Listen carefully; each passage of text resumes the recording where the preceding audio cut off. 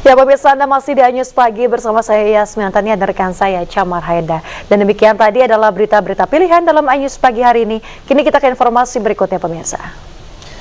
Ya, pemirsa, Perhimpunan Penempuh Rimba dan Gunung atau Wanadri melantik 31 anggota muda di kawasan Situ Lembang, Desa Kertawangi, Kecamatan Cisarua, Kabupaten Bandung Barat. Untuk memeriahkan momentum Dies Natalis tahun ini, Wanadri menggelar beberapa rangkaian kegiatan menarik seperti lomba kayak, lomba lempar pisau, lomba memanah hingga menebar ribuan benih ikan di kawasan Situ Lembang, Desa Kertawangi, Kecamatan Cisarua, Kabupaten Bandung Barat. Sebanyak 31 orang dilantik menjadi anggota muda Wanadri atau Perhimpunan Penempuh Rimba dan Gunung. Mereka dilantik setelah lulus mengikuti pendidikan dasar Wanadri PDW tahun 2022 dan saat ini telah menjadi anggota penuh sebagai pendidikan lanjutannya. Kegiatan pelantikan anggota muda Wanadri ini tentu bertujuan untuk turut membangun tanah air, bangsa, dan negara Republik Indonesia.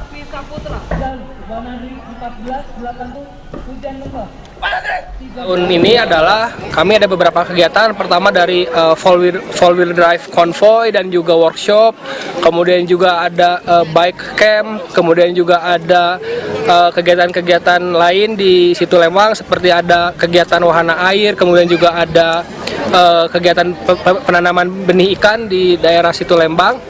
Nah, kegiatan ini merupakan salah satu bentuk Wanadri untuk memberikan kontribusi bagi.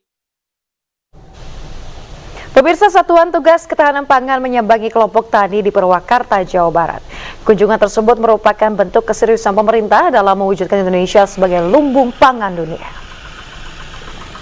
Dan Satgas Ketahanan Pangan Majen TNI Ahmad Rizal Ramdhani bersama anggota dan juga didampingi pejabat pemerintah Purwakarta menyambangi sejumlah kelompok tani di Purwakarta, Jawa Barat. Tinjauan tersebut merupakan bentuk keseriusan pemerintah dalam mewujudkan Indonesia sebagai lumbung pangan dunia.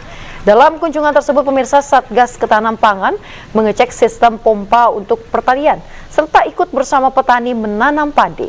Tidak hanya itu, dan Satgas Ketahanan Pangan juga berkomunikasi langsung serta mendengar keluhan para petani. Kita akan bantu kebutuhan petani, pupuk, bibit, air, pompa, ya mudah-mudahan biar rakyat lebih sejahtera. Ya. Siap, nanti semangat Ibu ya. Ya, nuhun. Uang kuliah tunggal tinggi, Mendikbudristek Nadiem Makarim dipanggil Presiden Joko Widodo. Nadiem Makarim dipanggil Presiden Jokowi untuk membahas sejumlah isu pendidikan, terutama biaya kuliah yang makin tinggi. Mendikbudristek Nadiem Makarim mengungkapkan dirinya telah mendengar aspirasi masyarakat mengenai kenaikan biaya UKT di perguruan tinggi. Nadiem menegaskan Kemendikbudristek membatalkan kenaikan UKT dari perguruan tinggi nasional pada tahun 2024. Nadiem menjamin tidak akan ada mahasiswa yang terdampak dengan kenaikan biaya uang kuliah tunggal atau UKT. Kedepannya Kemendikbudristek akan melakukan evaluasi secara menyeluruh mengenai permohonan kenaikan UKT dari tiap perguruan tinggi baik tahun 2024 maupun tahun selanjutnya. Dirjen Dikti akan menjelaskan detailnya dalam waktu cepat. Mengambil keputusan untuk membatalkan kenaikan UKT di tahun ini dan kami akan merevaluasi semua permintaan peningkatan UKT dari PTN-PTN. Kami ingin memastikan bahwa kalaupun ada kenaikan UKT itu harus dengan azas keadilan dan kewajaran, dan itu yang akan. Ya, pemirsa, mantan Menteri Pertanian Syahrul Yassin Limpo menjalani sidang lanjutan di Pengadilan Tipikor Jakarta. Agenda sidang adalah mendengarkan keterangan dari 8 saksi, termasuk keluarga Syahrul Yassin Limpo. Terdakwa kasus pemerasan dan gratifikasi di Kementerian Pertanian, Syahrul Yassin Limpo kembali menjalani sidang. Jaksa KPK akan menghadirkan 8 orang saksi, termasuk istri, anak, dan juga cucu Syahrul Yassin Limpo dalam persidangan. Majelis Hakim akan fokus pada dugaan aliran dana yang mengalir dari SCL kepada pihak-pihak terkait. SCL didakwa melakukan pemerasan serta menerima gratifikasi dengan total nilai 44,5 miliar rupiah. Uang haram tersebut ia dapatkan pada periode 2020 hingga 2023 selama menjabat sebagai Menteri Pertanian.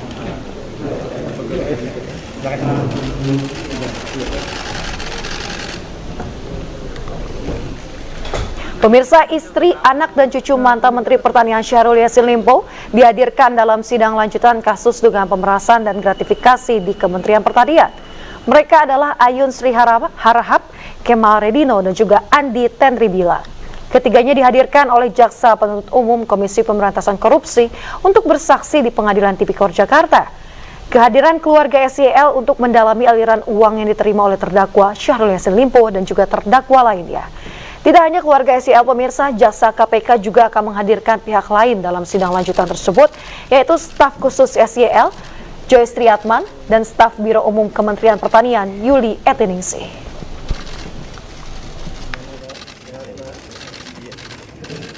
Siapa saja Pak, boleh dijelaskan?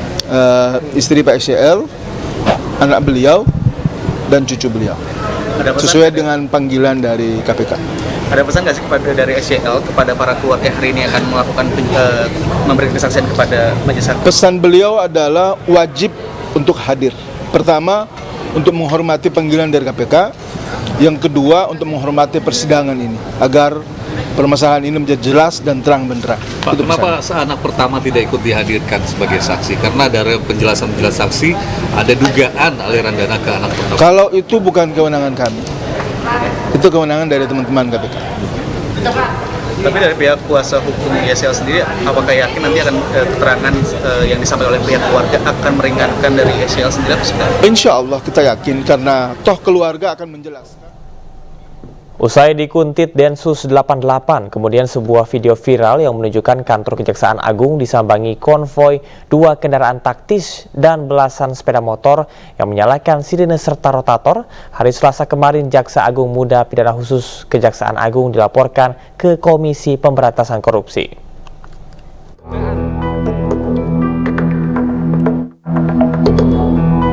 Jaksa Agung Muda Pidana Khusus Kejaksaan Agung Febri Ardiansah dilaporkan Koalisi Sipil Selamatkan Tambang atau KSST ke KPK pada Selasa siang.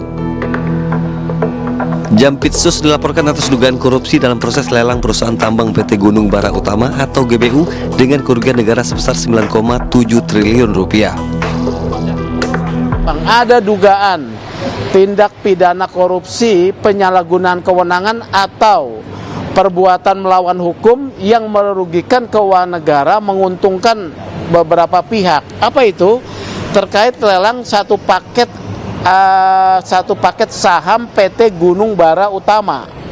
Gunung Bara Utama ini kan dilelang dikaitkan dengan upaya sebagai uang pengganti dalam perkara korupsi PT Jiwasraya, ya. Laporan ini pun menjadi sorotan publik pasca dugaan penguntitan yang dilakukan anggota Densus 88 Polri terhadap Jampitsus. Selain itu, pasca penangkapan anggota Densus 88 tersebut, sebuah video viral di media sosial yang memperlihatkan konvoi 2 kendaraan taktis dan belasan sepeda motor yang menyalakan sirine serta rotator di depan gerbang kantor Kejaksaan Agung RI. Dan saat ini Jampitsus Kejagung tengah menangani kasus dugaan korupsi pengelolaan tata niaga Komunitas Timah dengan potensi kerugian negara mencapai 271 triliun rupiah.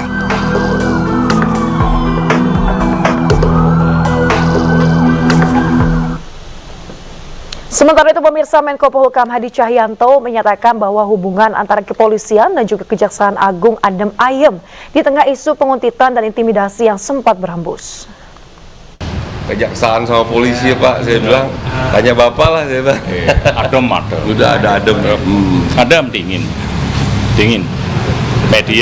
Media harus membantu untuk mendinginkan suasana. Adem. Sudah saya udah sama Pak Kapolri, sama Jaksa Agung sudah. Tapi akan ada rencana pertemuan lagi. Kalau iya, saya Panglima dengan Jaksa Agung, dengan Kapolri kan rutin setiap bulan pasti ketemu di sini. Karena itu memang bagian counterpart kita supaya tetap menjaga, khususnya adalah APH ya, aparat penegak hukum, selalu saya. Jadi kalau ada apa-apa pasti saya berkomunikasi langsung. Kapanpun, malam hari pun kita tinggal japri terkait dengan permasalahan-permasalahan di seluruh Indonesia semuanya.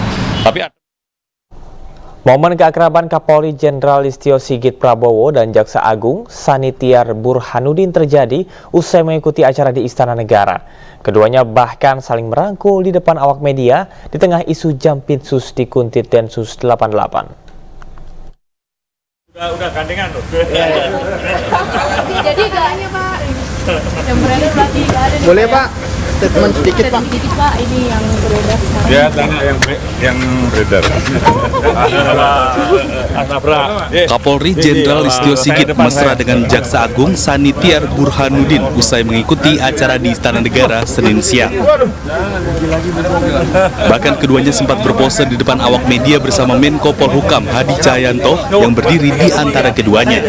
Coba lihat di saja ajudannya. Tanyanya ajudan bersaksi belum? Tanya sama yang nanya.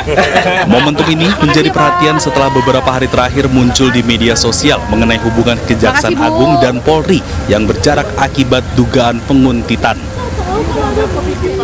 Namun kedua instansi tersebut belum memberikan penjelasan apapun mengenai isu tersebut. Saya depan saya. Ingat ya, udah gandengan loh. Jadi gak hanya Pak, yang beredar berarti gak ada. Boleh Pak, statement sedikit Pak. Sedikit Pak, ini yang beredar sekarang. Ya, tanya yang beredar. Coba lihat. Coba lihat di saja ajudannya. Tanyanya ajudan bersaksi belum? Tanya sama yang nanya.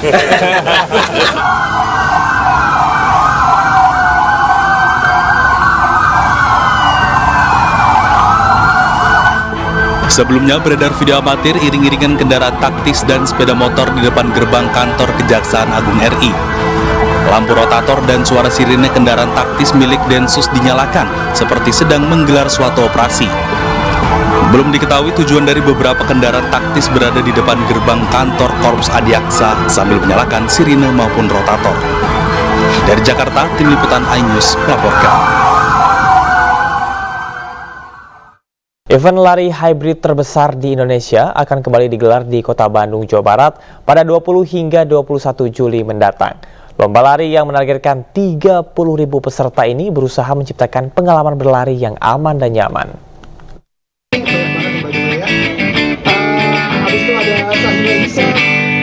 Tahun ini Pokari Sweat Run Indonesia 2024 mendapatkan dukungan dari Kementerian Pariwisata dan Kreatif, Kementerian Pemuda dan Olahraga, dan Kementerian Kesehatan. Hal ini untuk memperkuat ekosistem safe running yang telah digaungkan Pokari sejak 11 tahun lalu. Event lari hybrid terbesar di Indonesia ini menargetkan 30.000 pelari. Untuk itu, penguatan ekosistem safe running demi menciptakan pengalaman berlari yang aman dan nyaman selalu menjadi prioritas. Jadi kita lagi preskon Pokari Sweat Run. Ini adalah event lari terbesar di Indonesia ya. Kita akan mengadakannya di Bandung di tanggal 20 dan 21 Juli nanti. Jadi ini adalah kick off karena di tahun ini kita didukung oleh 3 kementerian, Kemenparekraf, Kemenpora dan juga Kemenkes. Event-event berkelas dunia sekarang ada beberapa dan Bandung ini salah satu yang paling leading. Tapi ini harusnya memacu kota-kota lain juga untuk mengikuti apa yang Bandung sudah kerjasamakan dengan brand yang kuat. Hari ini seru banget, bisa lari bareng Mas Agus, bisa bareng lari sama Pak Sandiaga Uno juga. Terus seru semuanya, fun run, jadi benar-benar fun, seru-seru pokoknya. Merespon pertumbuhan pelari baru, Pokari Sweat Run tahun ini akan dilakukan selama 2 hari pada 20 hingga 21 Juli di Bandung, Jawa Barat. Sedangkan untuk kegiatan virtual sendiri akan dilakukan serempak tanggal 21 Juli di seluruh Indonesia. Di Jakarta, Rizky Ihwal, Hoirudin, iNews melaporkan.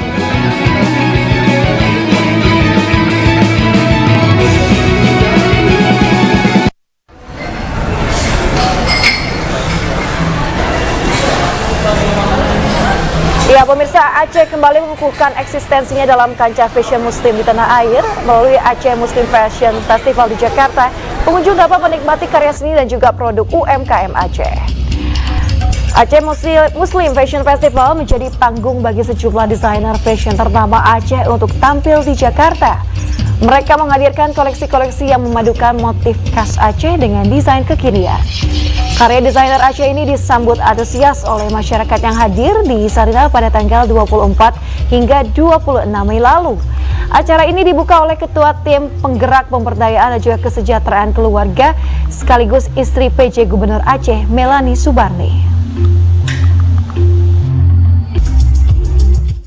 Aku sendiri, aku harap acara ini itu bisa jadi ajang untuk mengaktualisasikan diri dan juga ajang untuk para desainer Aceh bisa go nasional atau mungkin go internasional ya ke depannya ya. Semoga ke depannya lebih berkembang lagi fashion.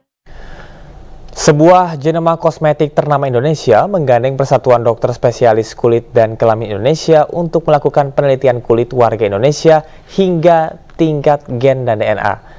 Kolaborasi ini dihadirkan melalui acara Skin First Science Powered Skincare yang diadakan di sebuah mal di Jakarta.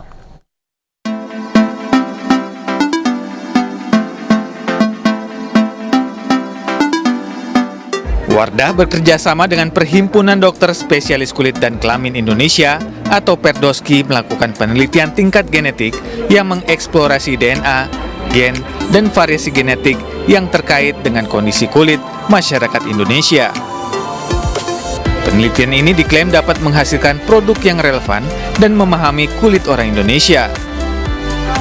Kolaborasi ini dihadirkan melalui pengalaman Immersive Skin First Science Powered Skincare yang dapat menjadi solusi kebutuhan dan permasalahan kulit di Indonesia yang spesifik sekaligus menghadirkan terobosan yang bermanfaat di masa depan. Dalam acara ini pengunjung bisa menikmati berbagai pengalaman imersif untuk kebutuhan kulitnya. Produk-produk yang tepat sesuai dengan kebutuhan kulit itu seperti apa.